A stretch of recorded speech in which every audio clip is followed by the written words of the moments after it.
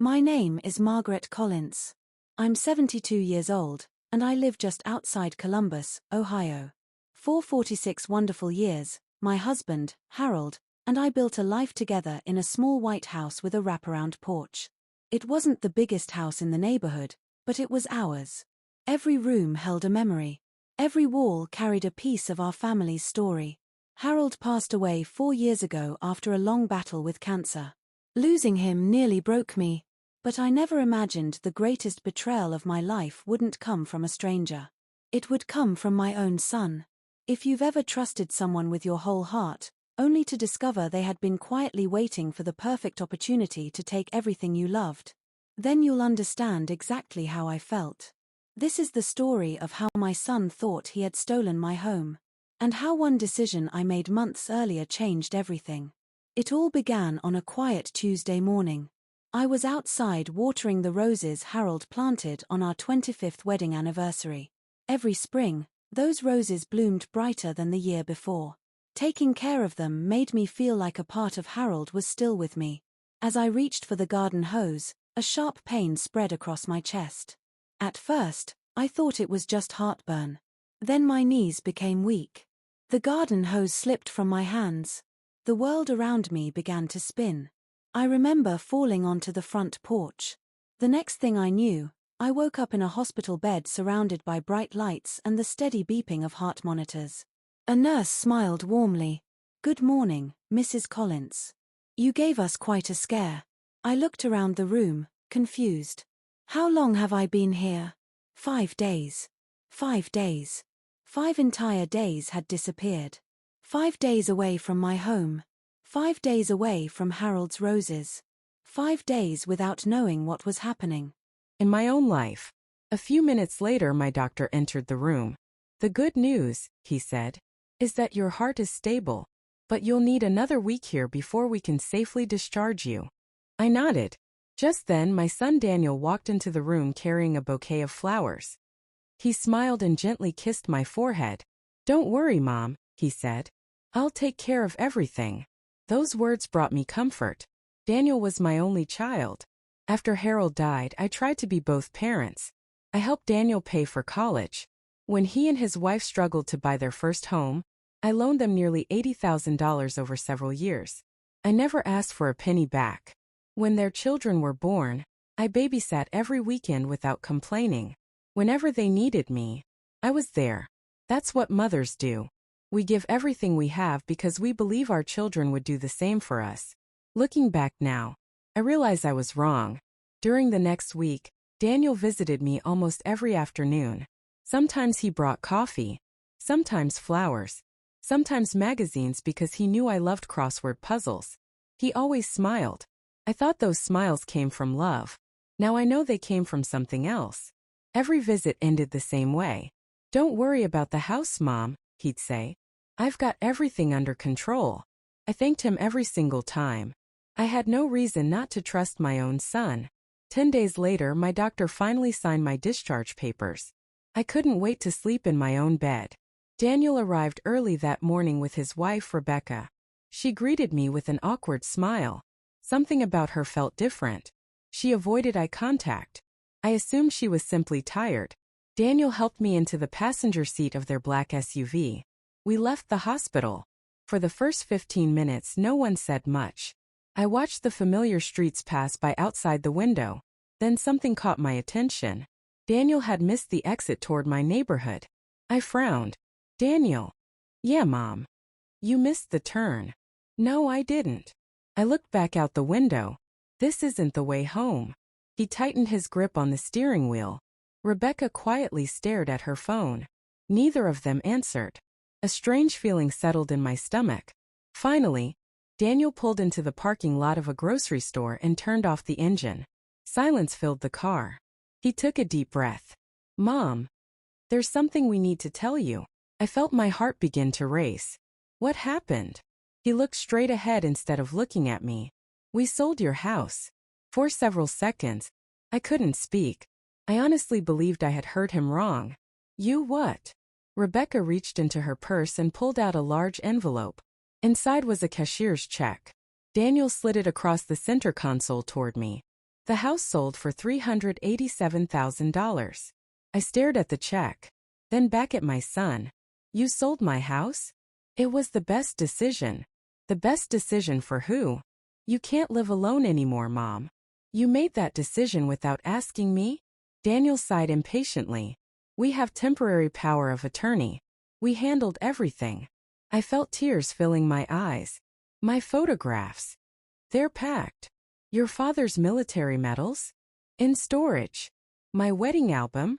Rebecca hesitated. I'm not sure. My chest tightened again. That house wasn't just a building. It was where Harold carried me across the front door on our wedding day. It was where Daniel took his first steps. It was where every Christmas dinner, every birthday celebration, every family photograph had been taken. Those walls held my entire life. And my own son had sold it while I was lying in a hospital bed. Daniel reached for my hand. Mom, we already found you a nice apartment in a senior community. I slowly pulled my hand away. You planned all of this while I was fighting to recover? It wasn't personal. Those 4 words hurt more than anything else. It wasn't personal. To him. My home had become nothing more than a financial transaction. I quietly opened the passenger door and stepped out of the SUV. Daniel rolled down the window. Mom, where are you going? I leaned down and looked directly into his eyes. When does the sale officially close? He smiled confidently. Yesterday. I nodded.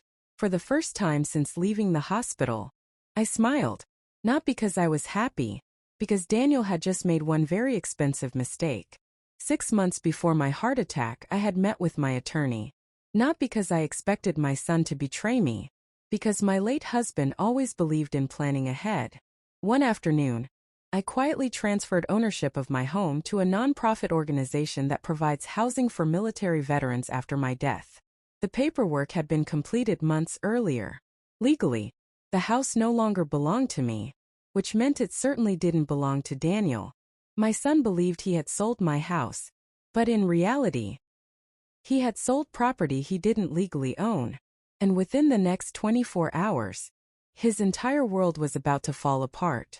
I closed the passenger door without another word. Daniel thought my smile meant I had finally accepted what he'd done. He couldn't have been more wrong. As his SUV disappeared down the road, I pulled my cell phone from my purse. My hands were still trembling, but my mind had never been clearer. I scrolled through my contacts until I found the number I needed. David Reynolds. He had been Harold's attorney for nearly 30 years, and had become a trusted family friend. He answered on the second ring. Margaret. David. I need your help. His voice immediately changed. What's wrong? My son sold my house. There was silence. Then he said very calmly. No. He couldn't have. He says the closing happened yesterday. Another pause. Margaret, David said. Where are you? I looked around the grocery store parking lot. I honestly don't know what to do. Stay exactly where you are. I'm coming to get you. 40 minutes later, David pulled into the parking lot in his silver sedan. He stepped out, gave me a warm hug, and helped me into the passenger seat. As we drove toward his office, I told him everything. Every word Daniel had spoken. Every document they claimed to have signed. Every lie. David listened without interrupting. When I finished, he sighed. I had hoped we would never need those papers. He unlocked his office, walked to a large filing cabinet, and removed a thick blue folder. Across the front was written, Margaret Collins' estate plan. He opened it carefully. Inside was a certified copy of the deed. There it was. 6 months earlier, I had legally transferred ownership of my home to the Harold Collins Veterans Housing Foundation, a nonprofit organization that Harold and I had helped establish years ago. The agreement was simple. I had the legal right to live in the house for the rest of my life. After my death, the property would become transitional housing for military veterans. The transfer had already been recorded with the county. David smiled. Margaret, your son couldn't legally sell something he didn't own. So what happens now? He leaned back in his chair. Now, they're about to discover that. The following morning, David called the title company that had handled the sale. Within an hour, panic began spreading through their office. The title examiner reviewed the county records again. The color drained from his face. The deed Daniel had signed was worthless. The property had already been transferred months earlier. By lunchtime, everyone involved in the sale was making frantic phone calls. Meanwhile, Daniel was celebrating. He and Rebecca had already placed an offer on a much larger home across town. They believed they were finally moving into the neighborhood they had always dreamed about. That afternoon, Daniel's phone rang. "Hello, Mr. Collins?" "Yes. This is Sandra Mitchell from Horizon Title Services. Is something wrong? I'm afraid there's been a serious problem with your transaction." Daniel laughed. "What kind of problem? The property you sold doesn't legally belong to you." His smile disappeared. "What?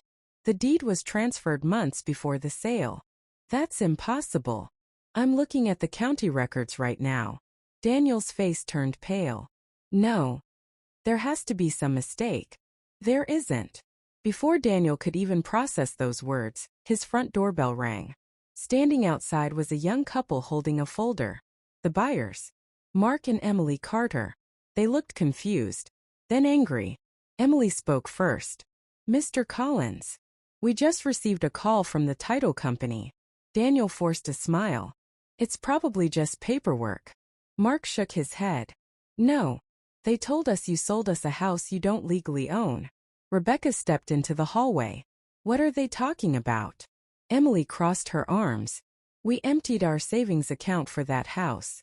Mark added, "We've already given notice on our apartment." Daniel's voice cracked. "There has to be some misunderstand." Daniel whispered, "She never told me." The attorney looked directly at him. "She wasn't legally required to." That evening, my phone rang. It was Daniel. For the first time in his life, he sounded frightened.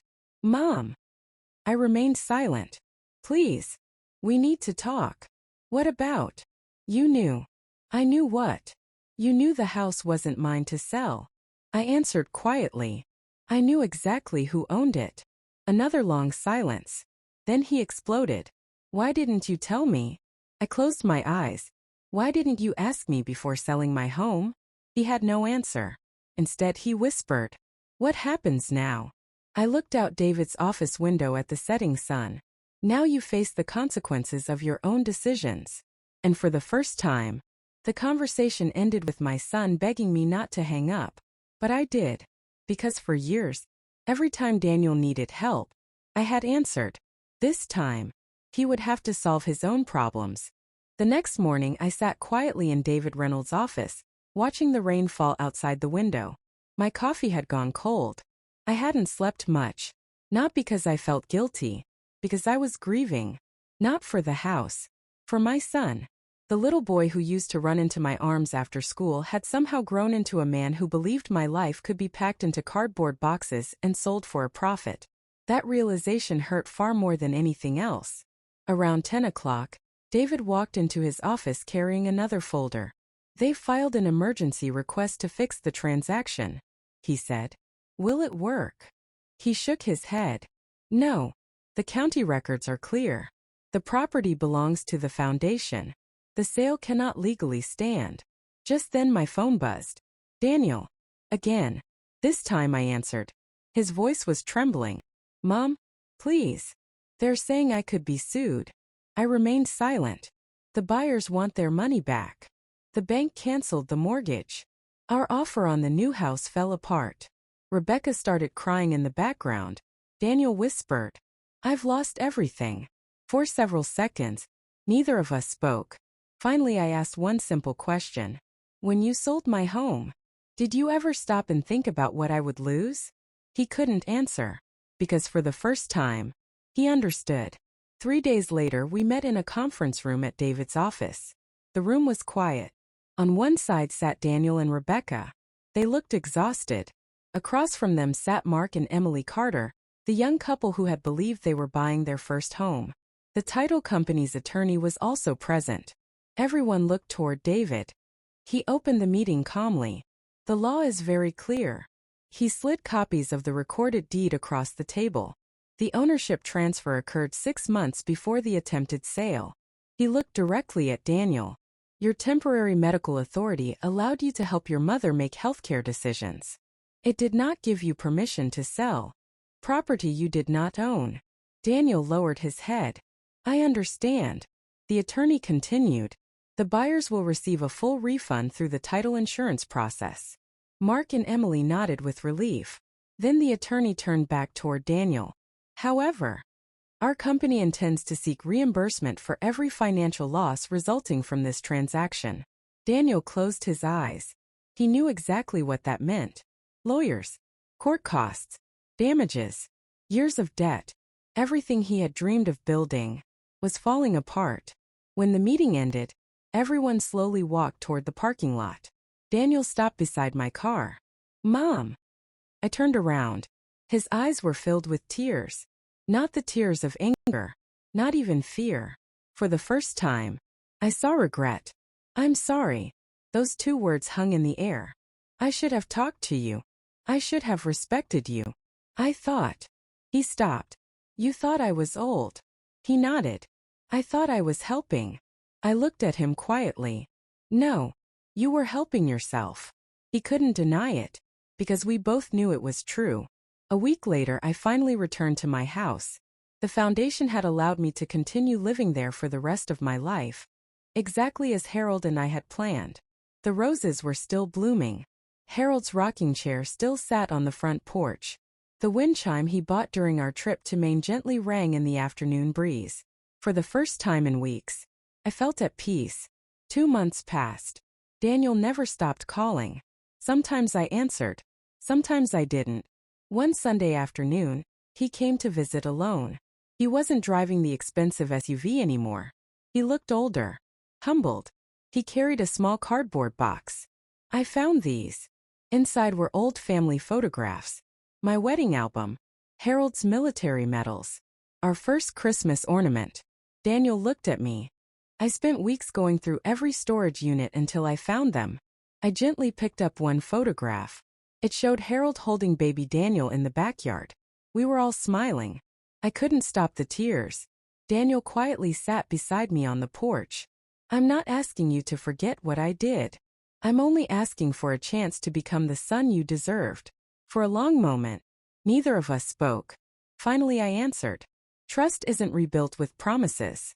It's rebuilt with choices. He nodded. I know.